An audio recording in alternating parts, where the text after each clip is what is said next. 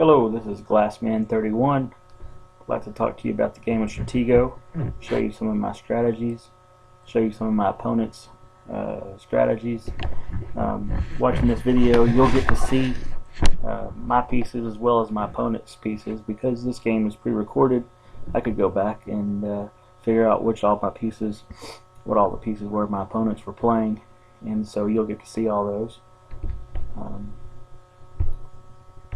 As you can see right here, I have a setup that includes a lot of bombs on this area, and it looks like my flag is exposed. Very rarely will opponent find my flag. The game usually gets dueled out with pieces instead of capturing flags. Many times an opponent will try to get it aggressive in this area, only to be bogged up with trying to figure out what all these pieces are. I'm going to go ahead and press play and talk to you a little bit about some strategies, some different things that I do. You'll see some mistakes that I make, you'll see some mistakes my opponents make, and by watching all that you'll learn a few things about some strategies that you might have incorporated yourself.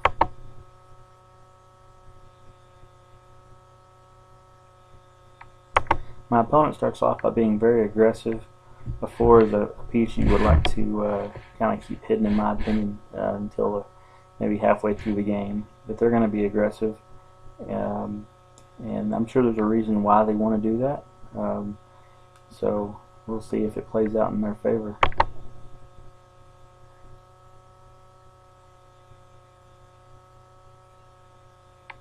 So their 4 quickly gets lost because when you're aggressive with a 4 early in a game, you're going to lose it. So as you can see, they've lost their 4.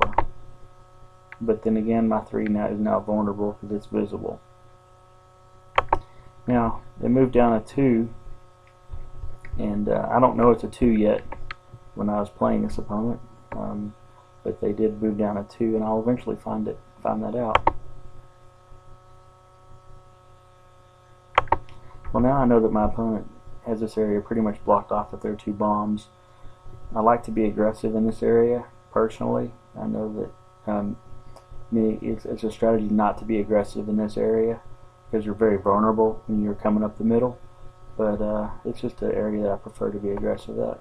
So I'm going to have to get that area blocked. You have to bring in some 8s to go ahead and clean that up.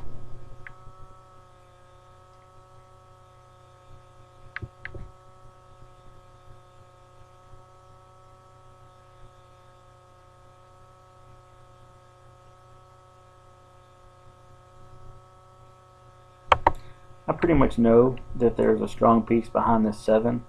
My opponent has already kind of pre-planned this strategy out. Put a bomb here, put a 7 here, attack the 7 with attack the 8 with the 7. The only thing that can attack this piece is going to be a high piece. You know, you can see where he put in a 1 right here. So he's got this area pretty well kind of staked out to be to protect it.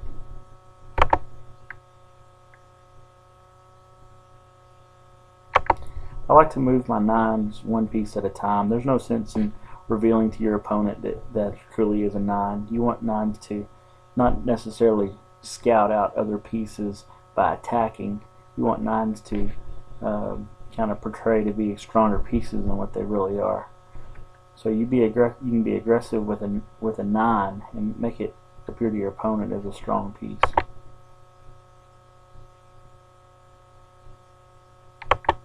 Again, my opponent's aggressive with their 4 again. It's very risky to be aggressive with the 4. He knows this is an 8, so he attacks it with a 4. Kind of a dangerous move. I don't have anything bigger than that. Stronger than that to take it out, except for something equal to it. I'm gonna go ahead and take it out. I've already got one of their 4s. If I take another 4 with my 4, that still puts me ahead. Evens this out.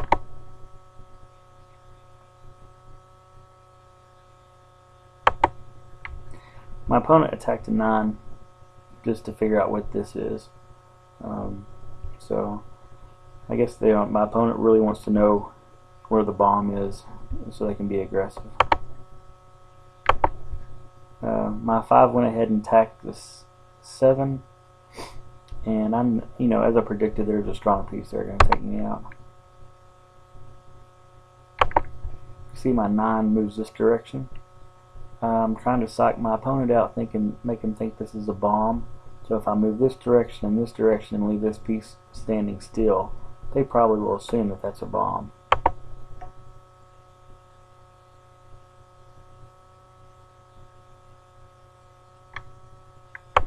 So my 9 moves forward and attacks this 2. So now this is the first time that I know that for sure that is a 2.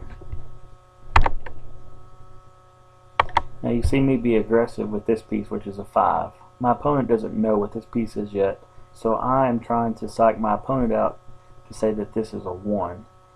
This opens up a lot of possibilities if I can actually pull this off to make my opponent think that this really is a 1.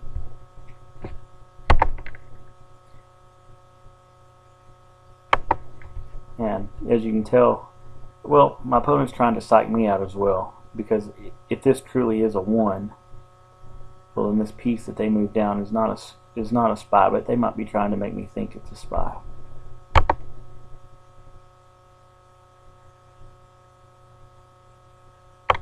Here's something interesting. I don't know what this piece is yet. My opponent knows I have a 3. This should have been my first clue as to what this piece is. In fact, this could have been a good trap. I just didn't catch it. When I moved my 3 out here, this piece moved forward. Moved over. When I moved my 3 back, this piece moved back. That should have been my first clue that really was a 1 right there.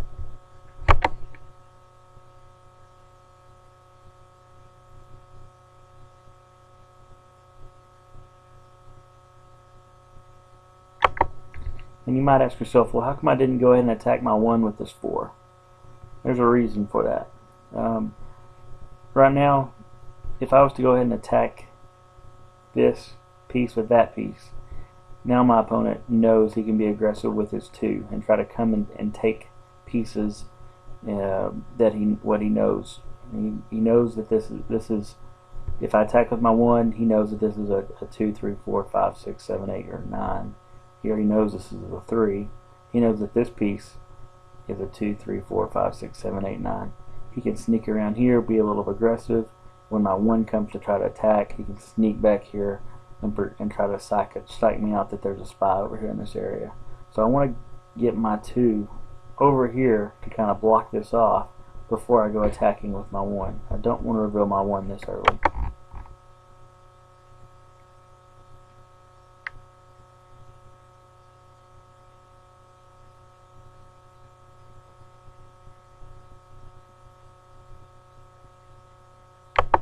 As you can tell, my opponent thought this was a bomb, so he attacked with an 8, and then I will in turn get to take his 8 out with my 7.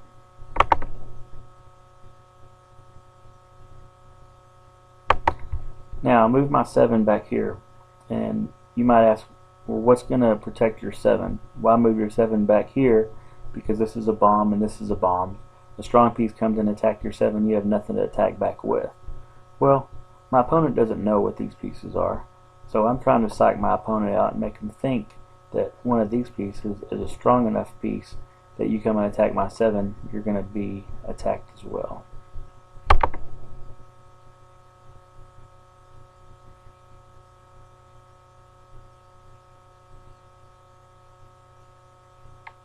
Now my opponent's going to choose to bring in a 6 to attack my 7. And then he's going to use his 6 to do a little bit of scouting around. And I guess if my opponent loses a 6 to a 3 or loses a 6 to a 4, well, that's just some valuable information that my opponent just gathered, and in his mind, I guess it's worth to sacrifice a 6 to do so. And I just took out a 4 with my 1, so I just revealed that this is my 1, and so my opponent is now going to be curious as to if he can be aggressive with this 2 over here.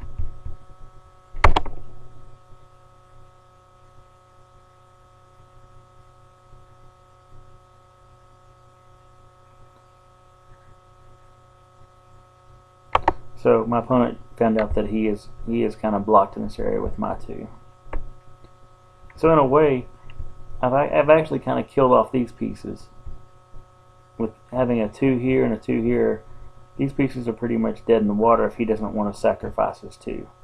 If he moves his 2 forward, it's dead. And that opens up these pieces. But if he just chooses to leave his piece here, then that leaves all these pieces blocked off as well.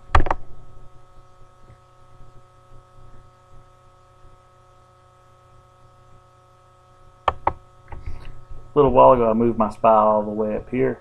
The reason is I needed to get my 8 from back here so I could sneak it around here to come up here close to this bomb. Now what I'm about to do next with my spy is sneak it over here. I have a feeling that my opponent wants to be aggressive over in this area with a bomb, with an 8 and maybe a 1. And so if I sneak my spy over in this area, I might be able to go ahead and take out his 1 with my spy, because I don't think that he would think that I'd be moving my spy in such an aggressive way just now.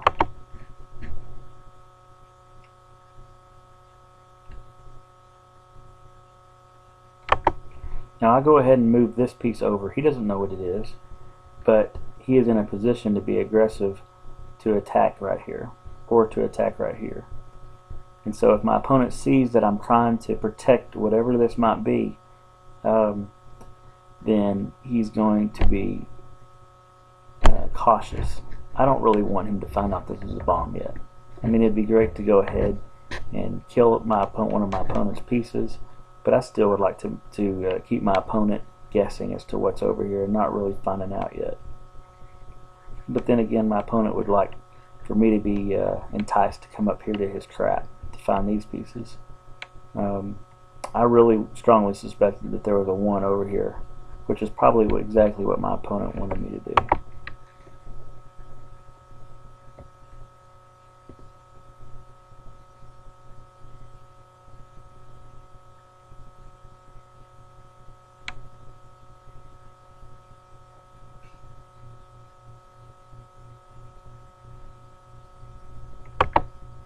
Well, I just moved into an area where I'm about to be attacked.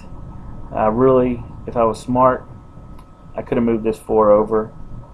I could have moved my 1 over. I could have shot this 9 up here just to see what this is. I didn't really think there would be a spy here. I really thought it would be over here by the 2.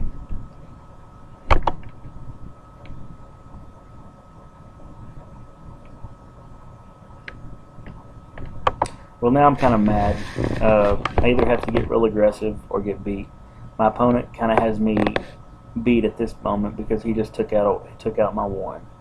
So I know his 2's over here. I gotta get real aggressive with my 3. I really don't care about killing the spy, but I'm being aggressive with my 3 and moving him into this area. I can come up here, start attacking with my 3.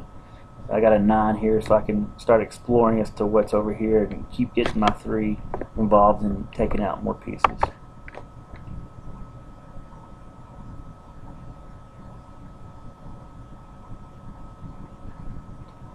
Well, my opponent set another trap. He's going to move in his 1 and attack my 3. Now, if my opponent would have really considered the fact that I knew this was a bomb and that I took measures to move a piece all the way up here to be, in front of a bomb, he probably would have been smarter than to move his 1 out of this position. If my opponent was really smart, he would have left this piece sitting right here, and then I would have attacked this piece with my 3. And then when this 8 moved up to attack the bomb, my 1 would still be in position to attack my 8, and on top of that to protect his flag. And from that position, my opponent really could have won the game at that point. But as it is, my opponent takes out my 3 with his 1, and I take out this bomb with my 8. I'm not being aggressive to try to capture a flag. I'm pretty much just know the game's over and that my opponent's already won. So I'll just, I'm not going to just X out of a game and call it quits just because my opponent has me beat right at the get-go. I might try a few aggressive moves. I've had many opponents forfeit a game when they're 2 moves away from my flag and there's nothing I can do to stop them. But they go ahead and they forfeit a game when they see that my pieces outbeat their pieces. So I don't give up that easy, and as you can see here, it pays off.